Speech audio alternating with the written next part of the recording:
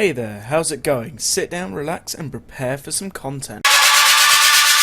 The power of the dark side.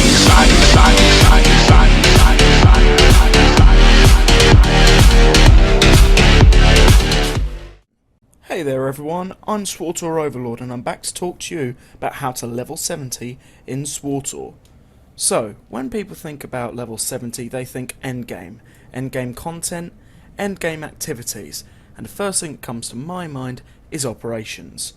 In operations, you have an 8-man squad. You have to run through an hour's worth of content, and it could be anywhere up to an hour, 45 minutes, depending on how good your team is geared and how well they play together.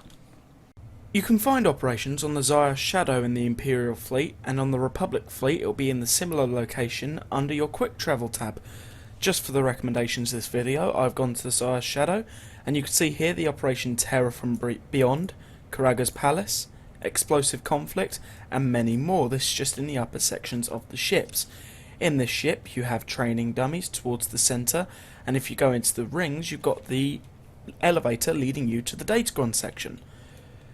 Down in this tab here you have flashpoints such as Directive 7 and others, and really it's all about operations on this ship. The training dummies area is mainly used by people who are level 70 and above to perfect their combat stances. You can use the bolster if you're under level 70 however to get the best gear requirements. As you can see, all of my gear will now be bolstered to the 230 benchmark, in which you just simply target the dummy you want, for instance a Warzone training dummy, and proceed to attack it to try and gain maximum effect. Now let's run through the basics of operations. During operations you have simply an 8-man team, and you need to run through depending on how hard the operation is. You can choose it to be hard mode or small mode. In small mode it's very much story driven and shouldn't pose too much of a challenge for those who are experienced. However, for the new players, people need to rule out certain modifications and rules, such as in explosive content, the 2 tanks, where to stand, and how to attack after a certain phase. A quick side note however, if you're very new to the game and you don't know any of these mechanics, it's best to go on to Dolphy or watch Swtor Central's channel on tips for operations. Hard mode operations are mainly for those who are extremely experienced in operations. What they must do is, the same as before, 8-man hard teams will run through and all of the enemies will be bolstered to pose an immense threat. The best way to get through this is knowing your tactics, being cunning and skilled, and of course being geared with 230 gear of patch 5.1. Moving swiftly on to Warzones, one of the most played and active parts of Star Wars The Old Republic. Warzones are 8-man teams against 8-man teams over a certain objective. For instance, in the game mode Void Star, one team must plant bombs, the other team must defend 2 doors. During this time, any team that plants the bomb must charge through and plant 2 others, while the defending team is then posed with the opportunity to deactivate the bombs and push the enemy back. Teamwork is essential in these game modes because you will not get through alone. You need good healers, good DPS, and some tanks to succeed well and truly. In ranked mode it's a bit more hard because you have a lot more experienced players. You have 2 4-man teams in death matches, where most people would normally throw in a healer, a tank and 2 DPS. However, if you're not experienced with this game mode, you shouldn't really try it out until you've got a full team. Much like Star Wars The Old Republic's prerogative, teamwork is essential to most things in this game, and so just type into General Fleet Chat, is anyone up to going out and doing some hard mode flashpoints, hard mode operations, or ranked war zones?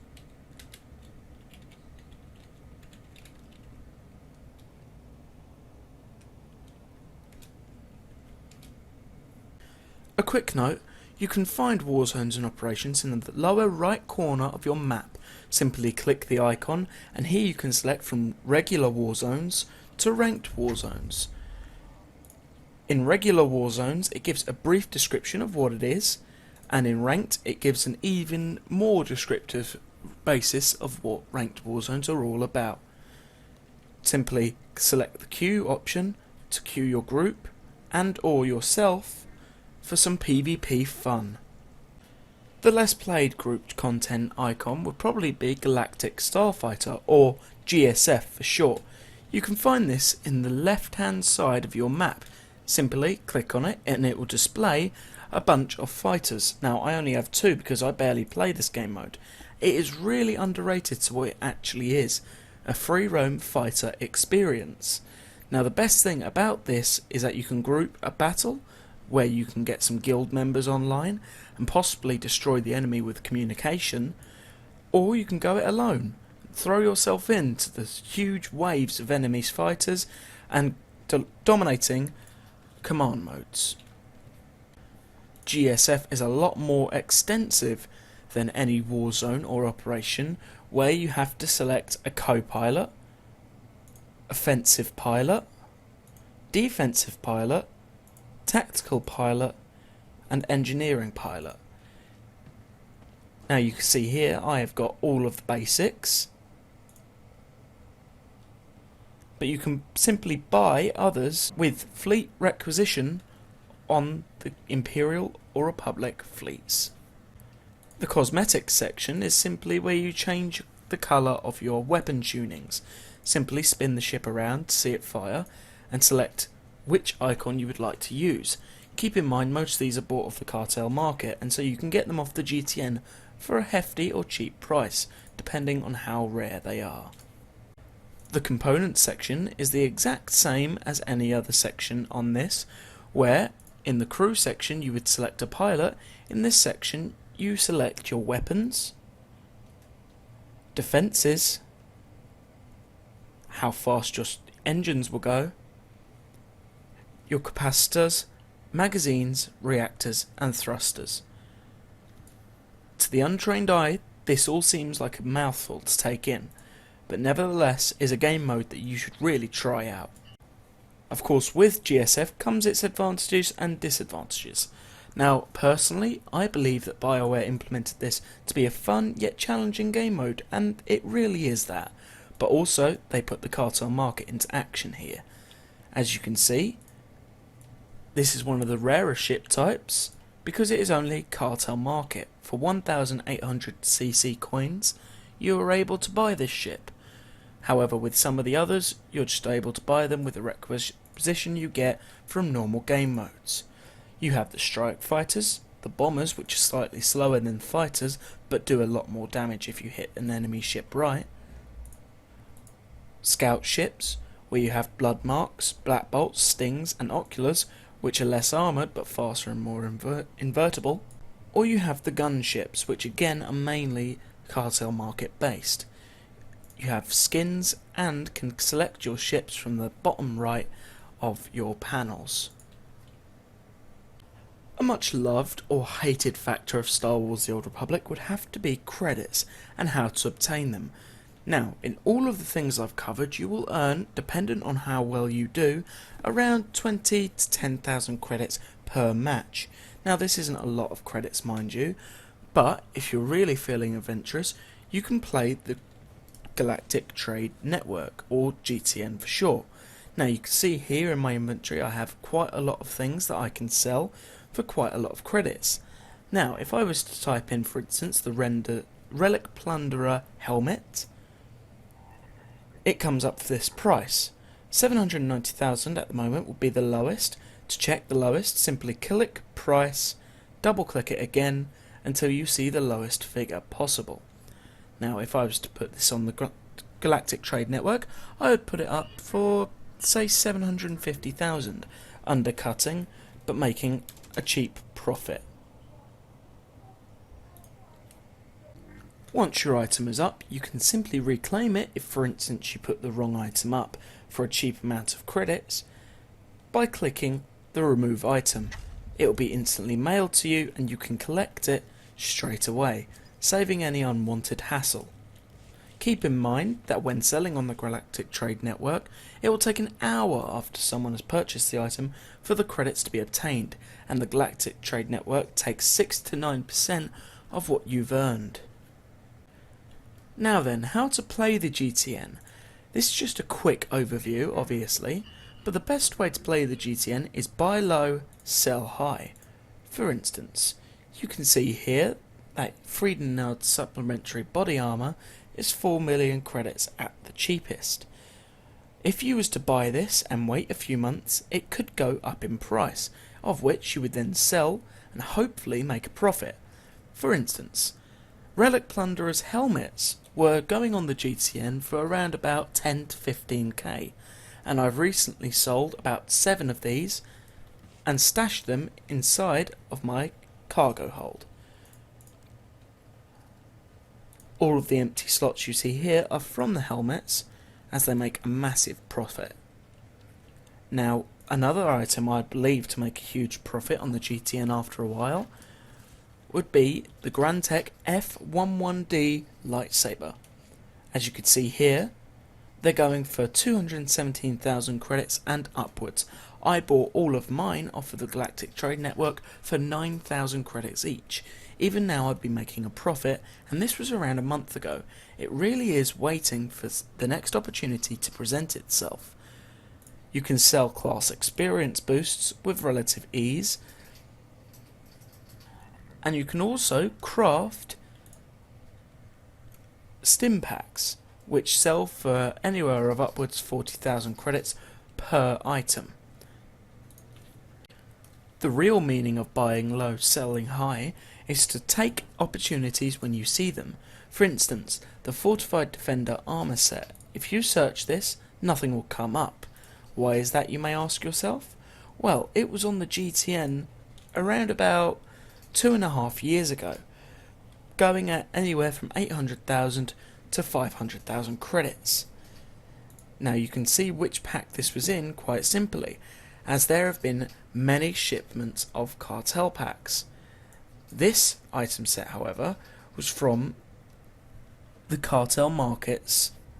You can see here that the Fortified Defender armor set was on the Galactic market for around about a month, and you can see here that among other armor sets it was one of the most chosen. The best armor set from this pack would have to be either Krea's or the Intimidator armor set.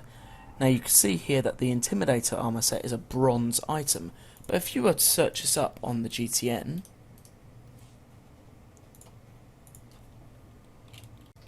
then you would find that it comes up for around about 11 million credits.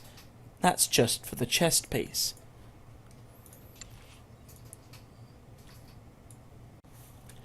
Now, the best thing about Star Wars The Old Republic is you don't have to worry about buying credits with real money. Unless you're one of these gold scammers that go around on the Imperial and Republic fleets begging for someone to use their websites, you should be totally fine. Notice here that I have just under 20 million credits, and I don't really do a lot. I sell every now and then, I have a few items in my cargo hold, but I don't actually do many things. I mainly enjoy the game for what it is, and don't get annoyed when things don't sell, especially if I'm undercut. So guys, I'm mainly here for your entertainment. I'm here to be a discussion channel, and of course, I'm here to be a Star Wars channel. So I'll do things such as Let's Play Star Wars The Old Republic, KOTOR, KOTOR 2, KOTOR 2 Re-Enhanced Mod, and other things. Now I'm sorry you'll see the Bandicam logo just above me here, but the thing is, I've not got the money at the moment to be paying for actual recording software. The software I did have crashed, and so I'm reverting back to Bandicam. But don't worry guys, it will be rectified in the future. I just hope you enjoy the content for what it is. Now I'm part of an amazing guild on the Red Eclipse called SWTOR Family. We have around 223 members, of which many of us have alts. Myself, I have about 5 to 6 alts in this guild. We are a friendly guild, and we also do a lot of guild runs, be it war zones, operations, flashpoints, and many other things. The best part about our guild is that we're friendly, and we invite anyone to come along and enjoy the fun. The guild leader is Swtor Central. I'll leave a link to his channel in the description below, and he's the one that inspired me to get back into YouTube. Now then, back onto the topics at hand. As I was saying, I'm here for entertainment, and entertainment comes at a cost. So I'm willing to do my first ever giveaway in my first returning video. So, here's what you have to do. You must be a subscriber, and you must comment your name, faction, and a random number from 1 to 1,000. Now, at the moment, I can only do giveaways within my server, be that the Red Eclipse. This is mainly due to the fact that BioWare have lately upped the prices for server transfers, otherwise I wouldn't have a problem doing this. So I'm going to rely on you guys for help. Where I will buy cartel coins once a month, I'll only do that if I guarantee myself that I'm doing well in my channel. This means that people need to help me out as much as I help them. So there will be 3 winners. In this giveaway, I'll be giving away 1 random amount for prize 3. For prize 2, I'll be giving out 1 gold item. Now, this isn't a random RNG gold item, it'll be a very good gold item. And for the first drop, I'll be giving away 5 million credits, a gold item, and a gold mount. So, remember guys, you need to be a sub, like, comment your name, faction, and random number from 1 to 1,000. And you must be on the Red Eclipse, but I will include my referral link.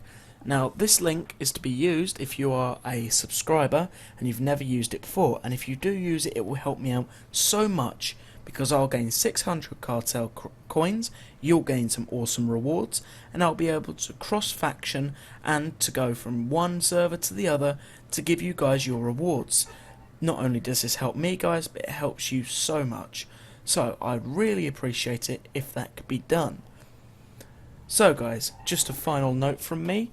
Keep in mind this is all my personal opinion from points 1 through to point 5. And I just want you to know that I'm here for you guys. So, my next video will be uploaded in a couple of days, and I hope you guys have an awesome day. SWTOROVERLORD